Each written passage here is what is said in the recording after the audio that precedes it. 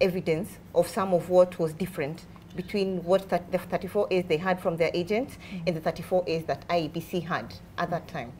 Now, IEBC are working so hard to ensure that does not happen again. And that's why you're seeing it's taking 3 to 4 hours, just so that we're sure that everything you have on the portal is what left the ground, you know. So even in terms of rigging, when people then get into arguments and engagements, you're told the point of rigging was at the polling station, if ever it was going to be possible. The beauty with the polling station is that everyone ideally had representation there. So how would you have rigged, you know? So they have tried to see loopholes. Right. They have tried to make it better. I believe everyone is observing this and experts in the field, and there will be recommendations in terms of how we can make the process faster, how we can improve towards achieving the same things we're looking for, transparency, freeness and fairness, but within a shorter time, because what's happening right now is killing us. The wait is too long. The wait is taking too long. In as much as they have 7 days, who said you must do it on the 7th day or on the 6th day?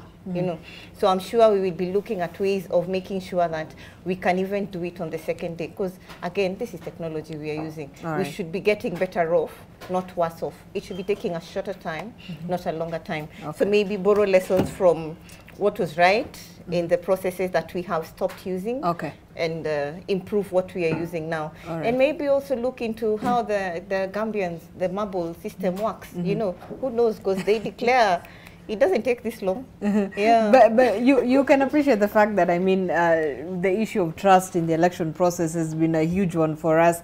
Philip, Nairobi, this race has, you know, narrowed down to a 2-horse race between, of course, UDA's Johnson Sakaja, Polycarp Igathe of Jubilee. You remember what had happened right before the election, and of course, the academic papers saga that dogged, you know, Sakaja's race.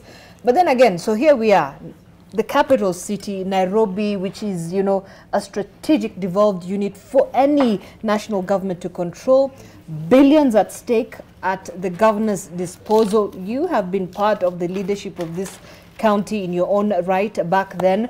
So what's at stake here between Polycarp Igathe, Sakaja, whoever wins, what's at stake? Of course, no, Nairobi is not just important to Kenya, but Nairobi controls commerce, communication, financial markets in East and Central Africa. The GDP contribution of Nairobi is equivalent to, I think, Rwanda and Burundi plus some other country put together. So on that note, it becomes very, very important that whoever takes leadership at the presidency controls Nairobi. Because you can imagine running the country without being charged of the capacity. But having said that, from the results that we can see, I think it's a split. Of course, Azimio ODM has a slight lead in terms of the MCAs who will eventually get into the county assembly, and that's what matters. You know, the office of the governor is important because the office of the governor provides strategic leadership. You know, he ensures that the entire county functions in terms of administration and management. But as long as we have a strong county assembly that can hold the government to account, I think that's what's important. But the two gentlemen, because you brought in an issue that I would want to comment on, but again, I'll be guarded. There's been the question as to whether it is important to have, you know, a degree certificate or not, if you're aspiring for a position of governor. Well, Sandy, you know, that matters never as... So that, that's a... is it in court or not? Yes, I believe the matter is still in court, yes. Yeah. So I'll be guarded.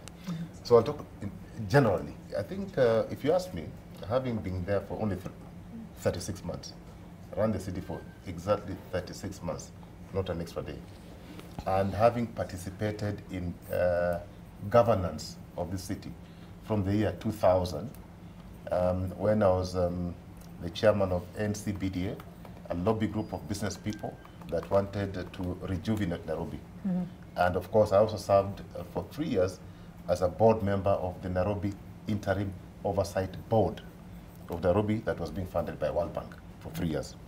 It is necessary that whoever ascends to the office of the governor has certain competencies. Okay, both gentlemen fit the bill. Of course, one has a bit of more political experience, the other one has less, the other one has more managerial experience, the other one has completely, is lacking in terms of managerial experience. But of course, that one, those are things that can be, you can bridge by having good officers around you so that you're able to effectively run the capital city. But having said that, in my view, even if you had both, you had the political experience, managerial competencies, leadership experience, leadership competencies, there is one thing that should never be taken for granted. Although my friend doesn't believe in chapter 6, but the issue of integrity is top on the list. I don't think he said he doesn't believe in chapter 6. In fact, he was, I think if I didn't get him wrong yesterday, he said we should abolish it. But expunge it from the constitution, yes. But you tell us if whether that means you believe in it or not. Okay. I love this moment. Yes, Philip. That was on a lighter note. But let me get what I was saying, is that the issue of integrity. Because they're not only, I think people focus on a very small thing, the financial resources that are available at the governor's disposal. Nairobi, I think, runs a budget of about 35, 40 billion shillings, the money that they collect from local sources and the transfers from the national government. It's about 35, 40 billion shillings. But again, if you look at the capacity that Nairobi has, in terms of local contribution to budget, that amount can be doubled or more than doubled, particularly if the services, revenue services are automated. Okay, so there's a lot of revenue leak, and that is what probably most people fight for, to get in, and get into that leak. So I'm hoping that the two gentlemen, whoever comes in, the intention is not to go and raid the public coffers, but to seal the loopholes so that they can generate more revenue and plug it back the city. Right. So I think it is the influence at that level.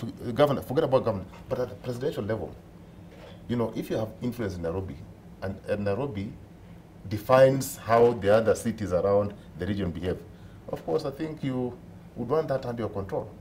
But having said that, I wish the two, whoever comes in, we shall embrace him. Look, we shall embrace whoever comes in. Right. But I'm hoping that they have the passion that some of us have for this city. I have been around. I started off as a residential chairman way back in 1990. Wow. A residential chairman. And I was fighting for the things that we're fighting for now. Governance, leadership. Have you seen improvement? Well, within I those think 2 decades at least? We would have done better. We would have done, not 2, 3 decades. We would have done better, because 1990 up to now. Right. We would have done much better if 2 things had happened. If we had made sure that the institutions that we have were properly managed. Number 2, if the political parties started building leadership at an early stage, so that by the time they get into public space, we have people who are competent to manage public affairs. Most people who are in private sector, like before I joined public service, I never used to think that public service is efficient until I got in. I never used to think that public servants work until I got in. I didn't know, for example, that we have so many competent officers in public service, very highly qualified. But what they need is leadership, motivation, so that they're able to deliver. Right. Yeah. Okay. I'm getting back to Arnold in a moment, but I want your political insight on this. You're talking about the essence of having influence in Nairobi County. So politically speaking, looking at the numbers we have so far, UDA has won 36 seats, ODM has 35 seats. Of course, we have 85 wards in Nairobi County. which then essentially means, and looking at the governor's race, well, Wiper, let me see. To get 4, I think. Look, Dan Mwangi is coming in a short while, and he'll be giving us those numbers in a short while. But looking at the race as well, the gubernatorial race, you have Johnson Sakaja, who is poised to actually take this particular seat. So whoever wins the presidency will suddenly need that, you know, that influence and, of course, that backing up of Nairobi County. So is it shifting? I mean, Nairobi County has been seen to be a stronghold of somehow, quote unquote, Raila Odinga over the past elections. Nairobi has not shifted. Nairobi is a bedroom, is a master bedroom for power. It has not shifted. Raila, of course, from the figures that we have, has got substantial votes in Nairobi. If you look at the numbers again, I think in Nairobi, ODM, together with Wiper, will have the majority in the National Assembly. So, of course, I think there could have been, I don't know why the voters who voted for Baba may have voted for the opponent. That is a question that would need to be interrogated, that why Baba is taking a lead in Nairobi, and when it comes to the gubernatorial seat, we seem to be losing it. So let's see. Let's hear from Arnold. Let us wait and see. Okay. We shall interrogate those matters later. Later, Arnold. I think there are 3 things that we've spoken on. Right. And, I know it's a mixture of a lot. Just a quick one on IBC. I think we must actually give due credit to IBC, because this version of IBC we see this particular year is actually platinum. The Chepkati of 2022 is actually a man exhibiting gold standard. We didn't see him this way in 2017. And I think from where I see it that the next chair of IBC should come from amongst the commissioners, because experience counts for something. Right. If, you know, there's definitely learning when you're doing M&E, then you also do learning. If there's anything, of course it's too early to give them credit for anything else, but we don't have to wait until the very end. And we do not need some report by people who are electoral quote-unquote experts to actually tell us that IBC this time around have done quite some very good work. This we must actually say. In any case, you don't need to be a cook to know good and bad food. All of us can actually see if this thing is working well. The other bit of it is he spoke about the degree qualification and stuff. I hold it that education is an added advantage for one who wants to become a leader. It shouldn't be a prerequisite. One day I did that argument, and guys told me, you're going to school yourself and you're arguing for other guys who have not done. But you see, if it's an education where anyone who actually, you need education to get in there. And there's this normal joke, I know this, it could be a bias, that many people who've stolen from Kenya, many people who've led us astray from either Alliance High School or the University of Nairobi. That is on a very light note. The guys from Alliance, I am sorry. But let's do this.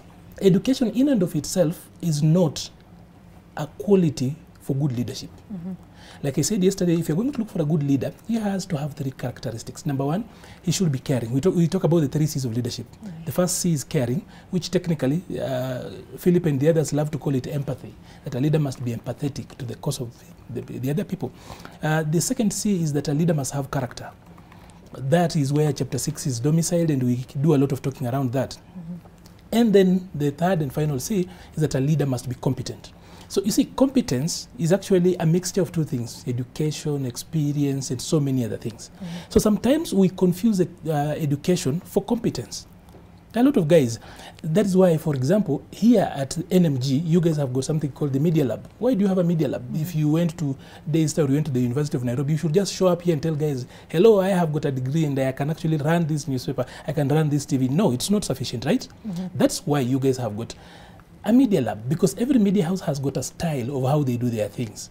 Now, so if education alone was enough for us to actually get good leaders, then we wouldn't be struggling, because we actually have got about 3 million degrees. And that brings me to my second point on the same, on why, especially when it comes to legislature, the representation of the people, that really counts for, it shouldn't even count Because, like again I said yesterday, that what is the definition of parliament? Whether it's a county assembly or a national assembly or the Senate, it is the manifestation of the people as a government.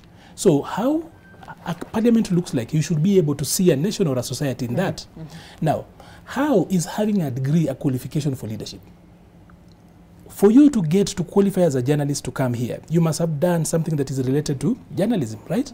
So how is somebody who's doing theology, another one who's doing accounting, another one who's doing economics, another one who's doing engineering? So long as it's not specific, that is not a qualification. At least the HR people will tell you that. That just saying a blanket degree is not sufficient, because you've done theology somewhere. How are you going to be competent to read audit reports, for example? As in, that thing is, in my opinion, quite oxymoronic, that any degree makes you a good leader. If honestly that requirement for a degree, and for me I actually insist that this degree requirement should be mandatory for anyone who wants to do executive work. Even though we have got technical guys and everything else, but when it comes to the county assembly, national assembly, the Senate and everything else, where it's about the voice of Mwananchi, we should not actually even be pushing that. Because it flies in the good face of Article 38 in the first place, because Article 38 allows us to actually participate, be part and parcel of any political process without necessarily being stopped. It shouldn't be unnecessary. So he spoke about chapter 6, of course, and said that yesterday he said, I don't believe in chapter 6. I do believe in chapter 6. But I believe... You're allowed to change your mind. No, I'm not changing my mind. A wise man. But I will still repeat the same statement I said, that I believe chapter 6 as written and inserted in a constitution 2010 should be plucked out and thrown out, because it's not implementable. The architects of that particular chapter were cowards. They were not bold enough to actually draw the boundaries from where we are. And they left it to Parliament to decide. And by the way, it's for good reason. That a people decide, a society decides what the morals are and everything else. And you cannot, for example, legislate morality. When you talk about chapter 6, we use it as an exclusion. So how are you going to legislate exclusion? We use it for which hand? So somebody is going to remember that Philip Tisia in 1990 was the chairperson of a certain neighborhood, and he didn't treat me very well. And somebody will be rushing around town, hunting you down and haunting you, you don't go so far. So we are a litigious nation, which is good. We are testing the constitution and growing the jurisprudence and everything else. But I think the chapter 6, as is in the constitution, wasn't primed well for execution. It's quite a difficult thing. From where I sit, that thing should be torn and thrown out. Because how is a clearance certificate from the police, from DCI, say that you actually are a person of good comport and character? It's not. Sometimes those people who are writing that certificate are themselves criminals and crooks, just hiding behind a directorate or the work they are doing in the first place. So I think we do not have the framework to take care of chapter 6. It's become difficult. And because we really are not angels ourselves, the intentions themselves, the spirit was good. But when it comes to the letter and how we manipulate it, it becomes quite difficult. As of how that applies to our election, I think people deserve the leadership they get. I will still insist that we deserve the leaders we have. Like I said yesterday again, leadership, or rather politics, is like milk. The best substance in milk comes on top. And even when we were in class 6 and we were being introduced to mathematics of probability, I told if you took 10 mangoes and 2 oranges and you closed your eyes, the likelihood that you'll pick mangoes is higher, right? So the people that are picked amongst ourselves are very much representative of who we are as a society. Because let me ask you this. Only 3 things make people win elections. Number 1, you must have money, and good money. Number 2, you must be from the right ethnic setting. Number 3, you then must be from the right political party. Of course, there are exceptions to this, but what are the percentages of the exceptions to these 3 factors? Money, tribe or ethnic grouping, and then the right party. On the day somebody who, for example, on the day Aluo wins a seat in Mandera, there are few exceptions, of course. If it becomes a norm and not the exception, then we will know we have arrived. But still, those are the 3 things that actually determine. People think of the real issues on why they go to the ballot after these 3. So you start thinking about this particular person. Okay, this Philip, okay, he's in the right party, he has got money, he's in the right is from the ethnic extraction, the right one, the correct one for this particular constituency. Now we start thinking about these other issues. Human beings never go beyond the rule of 3. That's why sometimes if you have to repeat something, just do it 3 times. Going beyond that, they may not remember. So, point 4, point 5, point 6. The real issues as to why we go to elections are never the priority. All of us know that, even as we want to move away. Then the people, the crusaders of good governance here, sentimentalize this thing. Why shouldn't we just sneak this character thing into competence? Why can't we just ensure that in competence you can do your work? And I said politics should not be treated like a love affair where you have to love somebody before you vote for them. You should get people who can do the damn work they're supposed to do and you move on. Okay. But we're not doing that. All right. Yeah. Yes, Philip. Let me just say one thing. That please, whoever is listening to my brother Arnold, particularly if you're still going to school, you should ignore him. Education is important. Very important. And therefore, in fact, a degree is extremely necessary and important because it's a basic requirement now almost everywhere in the world. In fact, I get shocked because any young man you meet nowadays or woman, they'll tell you I have a degree. Even Uber drivers, so it is because why is it important? It actually gives you a wider perspective. It gives you a global view. Because whatever degree you're taking, he talked about say theology, talked about history and so on and so forth, But any form of a degree, it gives you perspective. So it's important. And in fact, I don't even know we talk about a degree because almost every young Kenyan now has a degree. Almost. That is not true. One second. Yes. I'm saying almost every.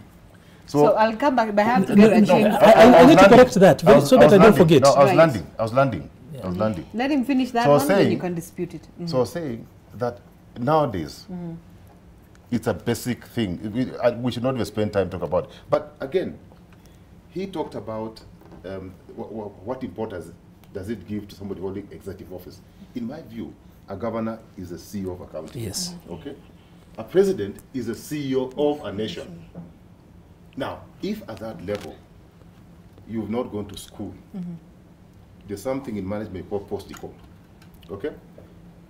Where do you get the ability to participate in planning of anything, organizing of anything, budgeting process, being able to, even if you've done theology, just being able to read and understand those figures, okay? Where do you get that ability, okay? So, when you have basic education, and in this case I'm talking about a degree, all right, it really helps you because all other officers you are managing, even in the county assembly, all the officers you're managing are what? Are degree holders. So how can you manage somebody who has a better perspective than yourself? How? I mean, it will be a disaster, and that's why probably we have disasters where we have counties with governors who have bought degrees. That's why you have a disaster, because they, already they feel inadequate. Philip is not landing. He wanted to land. He has not landed. I want him to land that point so that we move on. So they feel inadequate. They feel inadequate. Okay. And that becomes a serious problem. Okay. Yeah. Allow me just to counter that kindly. Very quickly. Number one, I did not say that it's not necessary. I actually said it's not really a prerequisite. Thank you. Secondly, I did not, I'm even the one who actually said that I believe with the kind of work that is the executive, somebody will need that. But I will actually be bold enough to actually say probably somebody who's done law, who's done economics, who's done political science, public policy and stuff. Okay. Then the other thing that we actually need to be bold about is this. Number one, in 2007, Kenya had about 600,000 degrees only. Today, we do not have more than 3 million degrees all round. Why do I say that? About only 9% of Kenyans actually get access to tertiary education. So, for a country of 53 million, if you're going to limit their choice of leaders in just 3 million, that is exclusion. 100%. Up until we make education free from nursery up to university, the way Azimio is actually planning to do, that is when we actually then should be able to force people to actually do that. Otherwise, why should we limit the choice of the people to just a group of 3 million? It's not wise, it's not democratic, it's against this very constitution. Then finally, I need to say this. The future of work actually disputes and flies in the face of what he's trying to push. Google, Facebook, all the people who are looking at the future, nowadays look at competence. You come in and do what we want you to do, and then we look at your papers. There's this entitlement by degree holders, and all of us have gone to college, that a degree looks like it is a meal card as opposed to being a license to hunt. You know, literacy and numeracy is not a preserve of degree holders. Right. What are we doing with the, what we're trying to do here is to tell our children not to go to TVET. We have got gaps in people to do technical work. For us to actually to get Vision 2030, for example, we just need 5,000 engineers, but about 150 technical people to support them.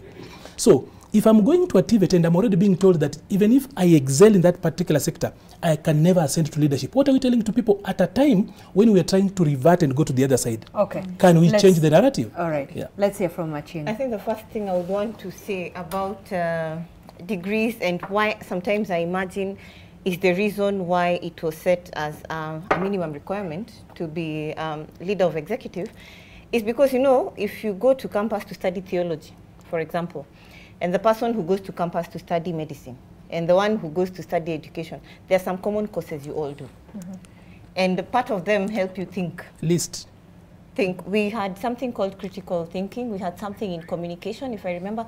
For me, in my undergrad, there was 5 of them. So all these things actually help you in terms of... Oh, yes, they do. Because they help you to critically look at things. And it's a course everybody must do. As long as, at that time, I was in KU for my undergrad. As long as you set foot in KU, you had to do critical thinking. You know, and you had to, and the questions were... And so these courses nowadays, relevant? Critical thinking is done by children in boot camps. Just proceed. Let's go on. Arnold. No, I'm just trying to actually be fair. Arnold is trivializing Not really. the idea of how you're taught how to think. Because, and I think it is with the appreciation and acknowledgement that our education system, through from, for those of us who did 844, the first 2, the 8 and the 4, there was a lot of cramming. Those maybe learning did not exactly take place. And that's why it is important to teach us how to think, to take us through the process of analyzing things. When a situation is presented before you, how do you look at it? What are the odds? What are the pros and cons? You know, so you totally, and the common courses, the thing about them was they had to be done in first year.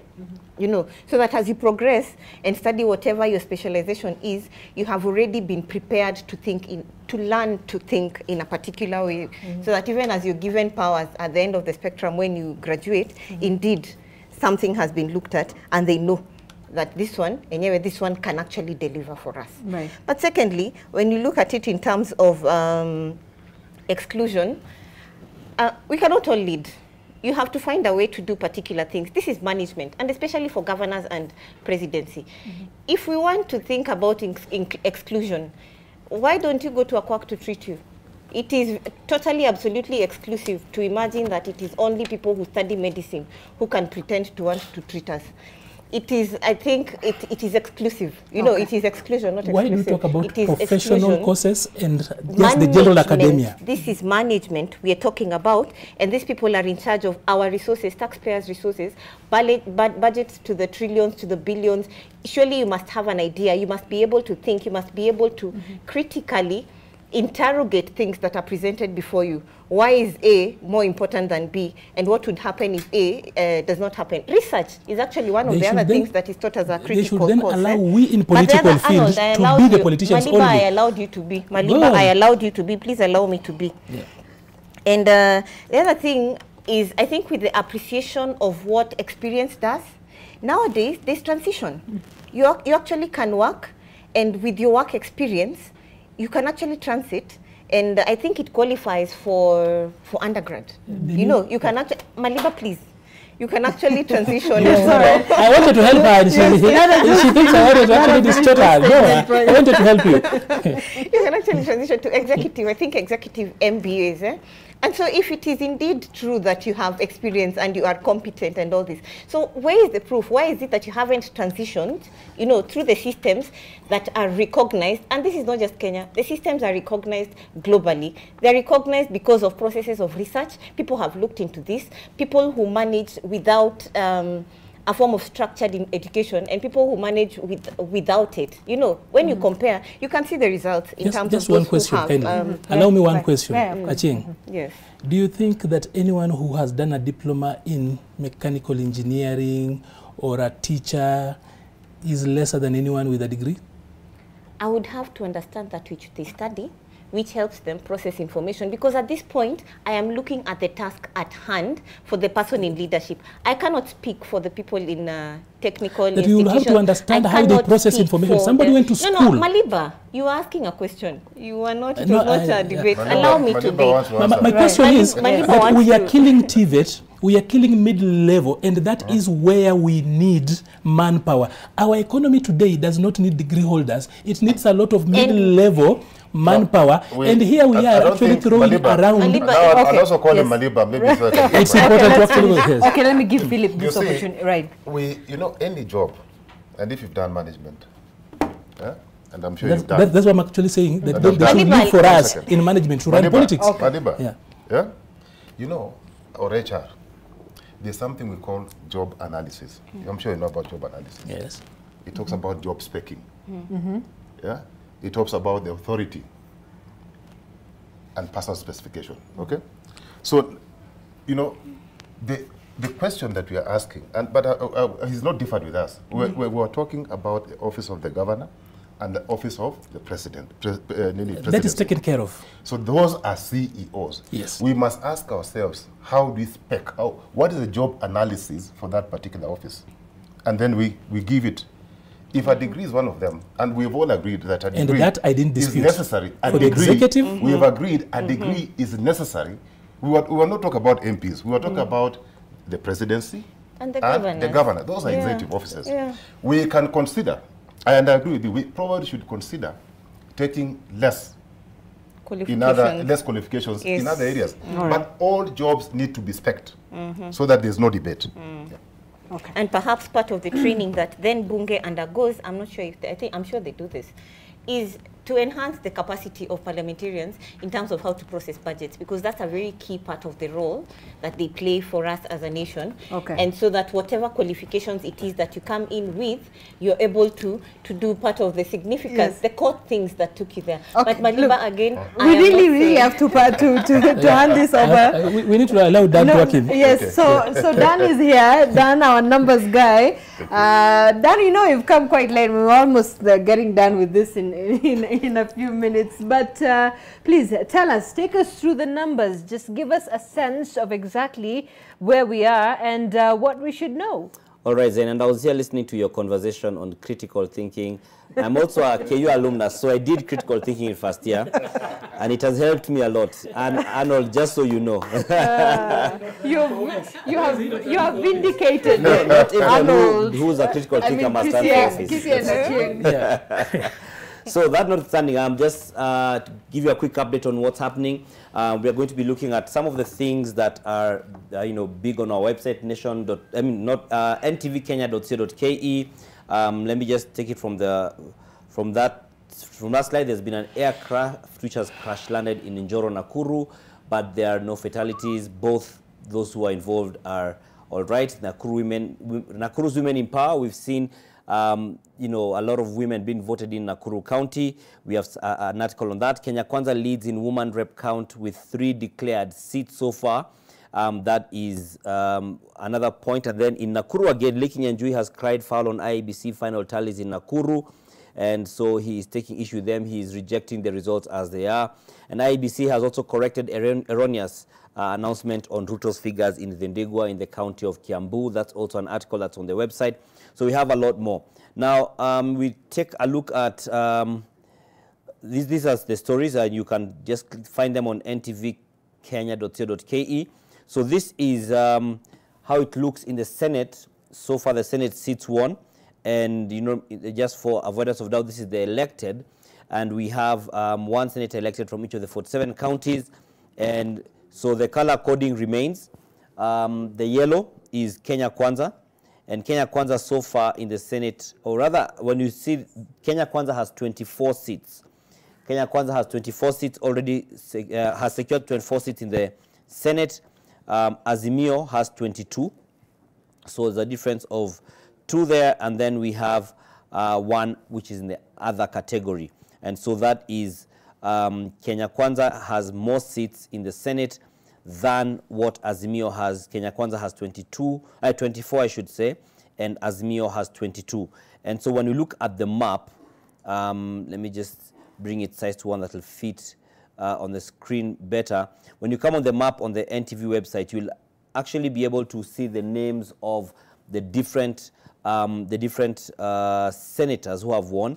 So when you just have your cursor above that, Turkana has James Lomenen, and you can see the distribution. So the yellows and the blues are almost equal, and the green is just Okia Omtata, who has won the seat for Busia.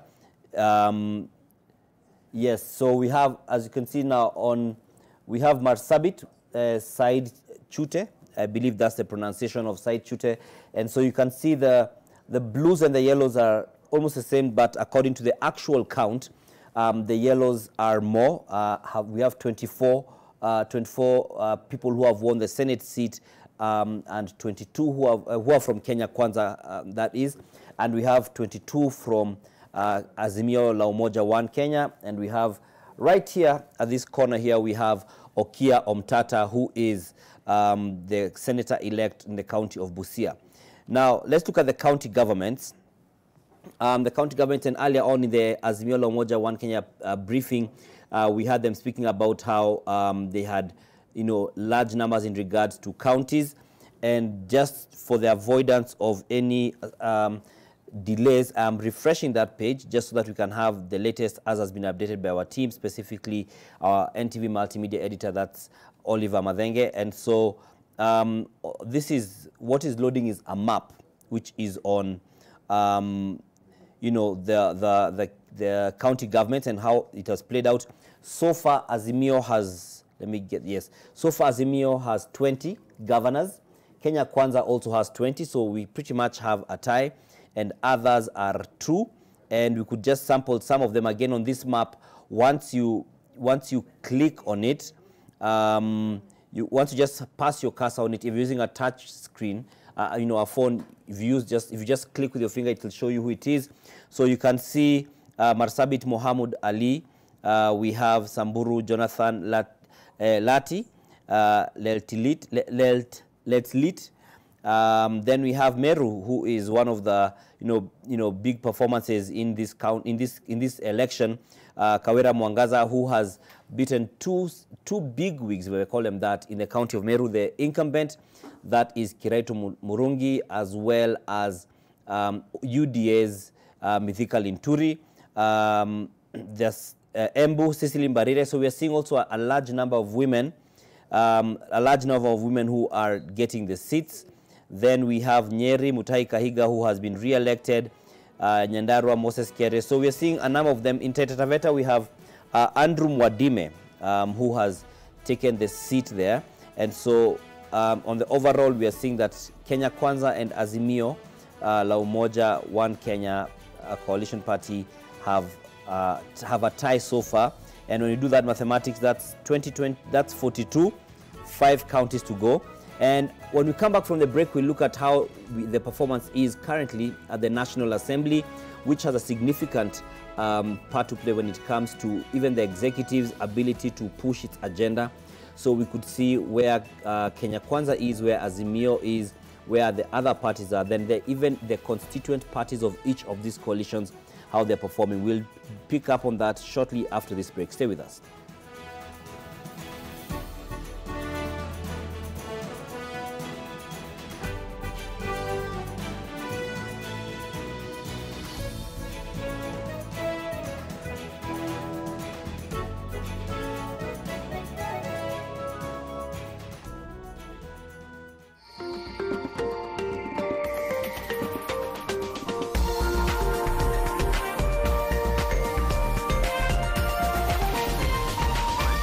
This is NTV.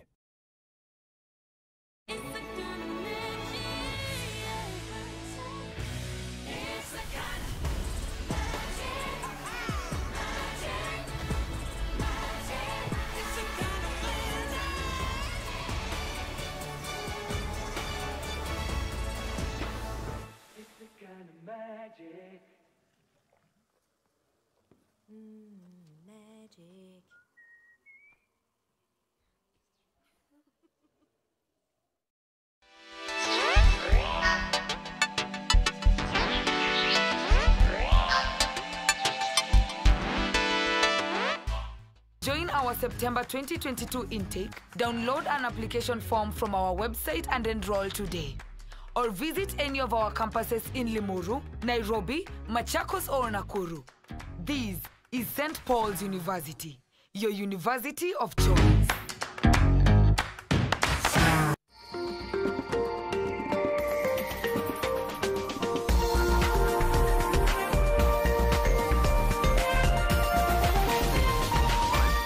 This is NTV.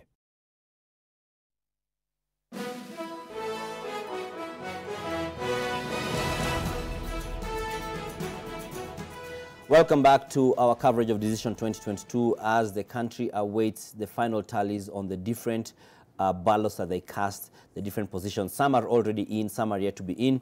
And now, as I was saying before the break, we now look at how the National Assembly seats are looking like so far. And again, just as a point of reiteration and just confirmation, we have color-coded them based on the parties and or whether they are independent. So these are the individual parties in the National Assembly so far. As you take your cursor there, you see United Democratic Alliance, that's UDA, so far has 128. Let me first of all just make it a bit larger so that it looked like 123 for a bit there. 128, yes, for avoidance of doubt. 128 vote. I mean, MPs elect are already confirmed for the National Assembly so far. Next, we have ODM, the Orange Democratic Movement Party, 76. 76 seats won so far. Then we have Jubilee Party, 26 seats. Jubilee Party has 26 seats. Wiper Party has already secured 21 seats. Then we have 12 independent candidates who have clinched their seats in their respective constituencies. Then we have, let's see, that's Ford Kenya has 6. This is Moses Wetangula's party. It has 6 as well. Then Musalia Mudavadi's Amani National Congress has 6 as well. Then we have Democratic Action Party Kenya, DAP Kenya, which is aligned to the Defense CS, has 5. Then we have KANU, whose party leader has lost his seat in Baringo as senator. So that's Gideon Moi, and KANU has 5. United UDM has 5. Maendeleo Chap has 2. Then we have United Progressive Alliance, UPA has 1. Chama cha Mashinani has 1. Pamoja African Alliance, that's PA, has 4. We had taken UDM. UPIA has 2. The Service Party has 1, which is the party leader Mwangi Kiunjuri. Grand Dream Development Party, GDDP, has 1. And National Agenda Party of Kenya, NAP-K, has 1. And just quickly, this is much easier. When you look at the coalition, in terms of the coalition distribution of these numbers, Kenya Kwanza has 149 seats in the National Assembly so far. Kenya Kwanza has 149. Azimio la Umoja has 141. And then the others are 13 so far, and we still have a few more seats to be populated. And so that gives an idea, an indication. We can see it's a really tight race, not only at the presidency level, but also even in the National Assembly. 141 for Azimio la Umoja and 149 for Kenya Kwanza. That's how the numbers are looking at the moment. So far, as we continue to populate this, remember you find it on ntvkenya.co.ke. We have all that and more available for you. So that's how it looks. This is how Bunge is looking so far, the National Assembly. And we wait to see how it will be and when we get to the final tally. Now I hand you back to Zainab Ismail and her panel. My name is Dan Mwangi. I'll be seeing you much later on with more numbers and more data to share. Correct. Thanks, Dan. Okay, so we've seen the numbers. So as we wind up, just a quick, your final thoughts. I'll begin with Achieng, then Philip, then Arnold. You've seen the numbers. That's what Parliament looks like so far in terms of the tally. Of course, those are provisional. I think with the few that we have left, the difference is not too big. So it is possible that it could very easily tilt into an Azimio-led assembly. And like I said earlier, I think for me, the victory for anyone is... Okay, just a moment. So we're getting something from Bomas. Total registered voters, 38,922. Valid vote cast, 31,889. Rejected, 122. Raila Odinga, 982 votes. William Ruto, 30,824 votes. Wahiga Mwaure, 34 votes. George Wajakoya, 49.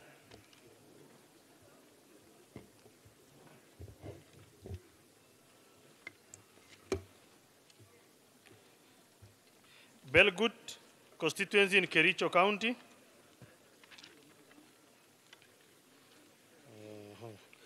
Total registered voters, 75,175.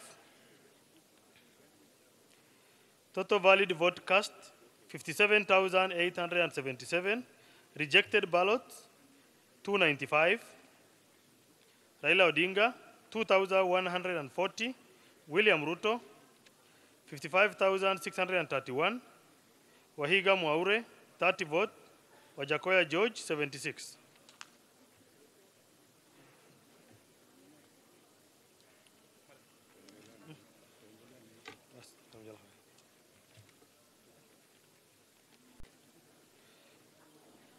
Kipkelion West constituency.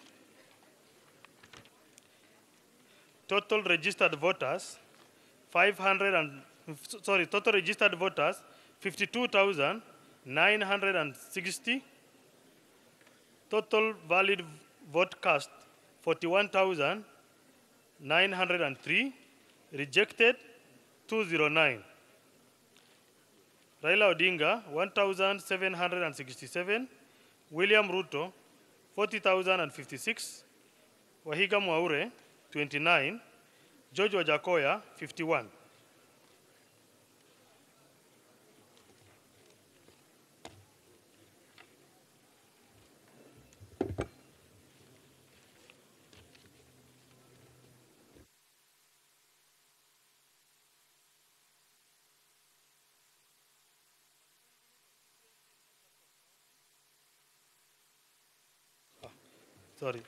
Matungulu constituency in Machakos County. Total registered voters, 75,841. Total valid vote, 45,753. Rejected ballot, 415. Raila Odinga, 33,270. William Ruto, 11,991. George Wajakoya, Wahiga Mwaura, 146. George Wajakoya, 346.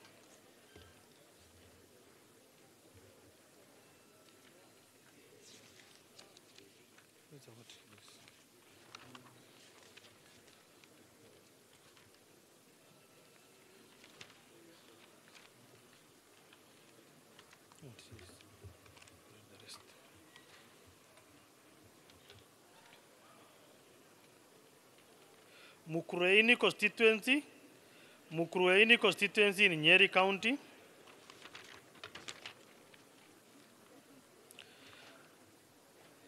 Total registered voters, 58,534.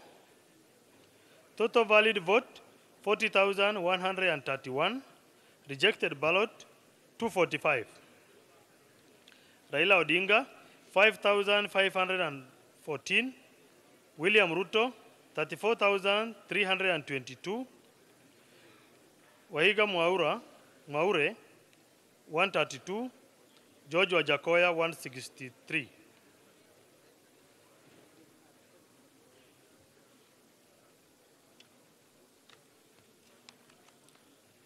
Olkalau constituency in Nyandarua County.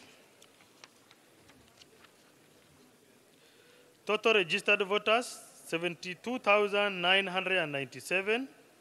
Total valid vote cast, 47,311. Rejected ballot, 283. Raila Odinga, 11,202. William Ruto, 35,690. Wahiga Mwaure 187, George Wajakoya 232.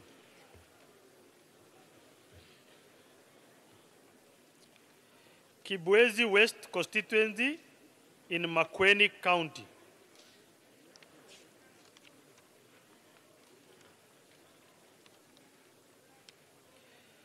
Total registered voters 91,554.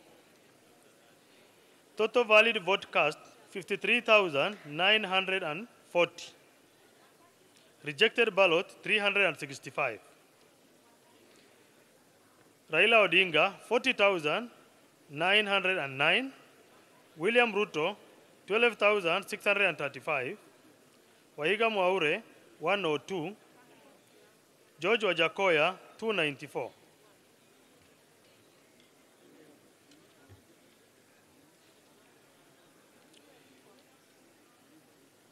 Kisumu Central Constituency in Kisumu County.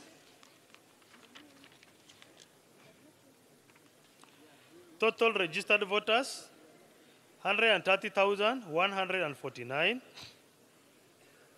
Valid vote cast 84,683. Rejected ballot 506.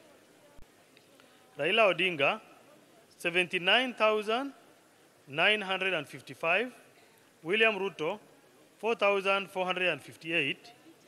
Wahiga Mwaure 60 votes. George Wajakoya 210.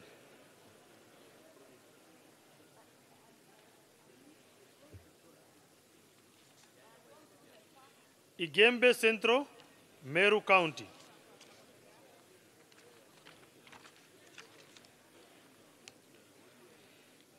Total registered voters 93,471.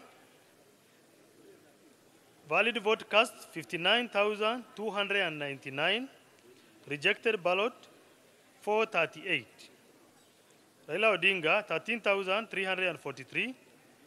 William Ruto 45,497. Wahiga Mwaure 165. George Wajakoya 294.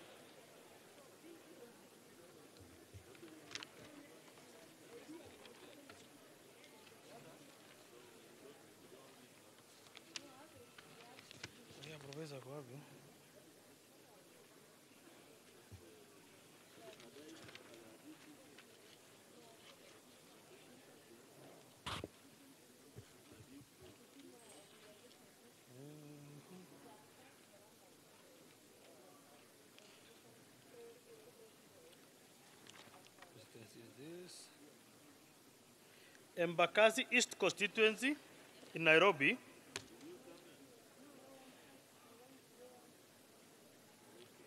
Total registered voters 154,599. Total valid vote cast 85,623. Rejected ballot 492.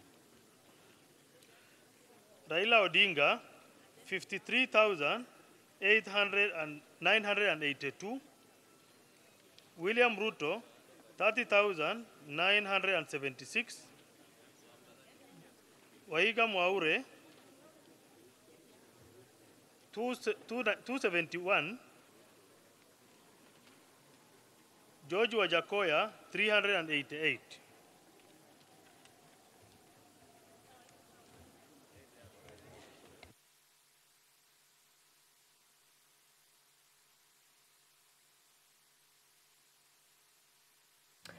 Okay, so that's the latest update there from the National Tallying Center, the Bomas of Kenya. Those numbers are still streaming in.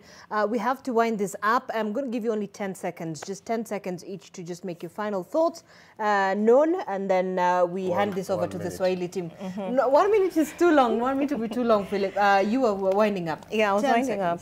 I think Kenya Kwanza have 26 to go, and Azimio have 34 to go to reach the half mark, and so we will know who will be in charge of who will take charge of the National Assembly. But as I wind up, I think I just want to celebrate women who have been elected. For me, that is a great victory, huge strides for this nation. And now we know affirmative action actually yielded something. Step in the right direction. Oh, yes. Philip. Thank you. First of all, let us remember those who fought for the second liberation. There were many, but let me mention a few. Raila being at the forefront, Matiba, Shikuku, Rubia, Gitobi Manyara, and the rest. And of course, they fought for the second liberation. Thank you, Baba, for your resilience and patience. Deliver the third liberation. All right, Arnold. For the 14 million of you who actually left Koya Comfort and went to vote, thank you for actually respecting your right, inalienable right to vote. And thank you for showing our neighbors that we actually are still the leaders of the region. We voted peacefully. Everything else is above the bar. Of course, as a democracy, we are very quarrelsome amongst ourselves. But over and above, we have demonstrated maturity. So be patient. Right. The results will actually be out soon. Okay. You know that? Are you giving us a secret? Definitely. IPC has no option. It has got about 48 hours to go. So we will actually know. Arnold Maliba, Philip Kisia, Achieng Osogo, thank you so much for joining us today. We certainly hope that that long wait will come to an end very soon. This is Decision 2022. My name is Zainab Ismail. Please don't go away. Salim Swaleh and Nuru Abdul Aziz will be coming up right up your way with Maamuzi 2022 as we continue with this rolling coverage of the election 2022. Let's take a break. We'll be back. Is that okay, Arnold? Arnold is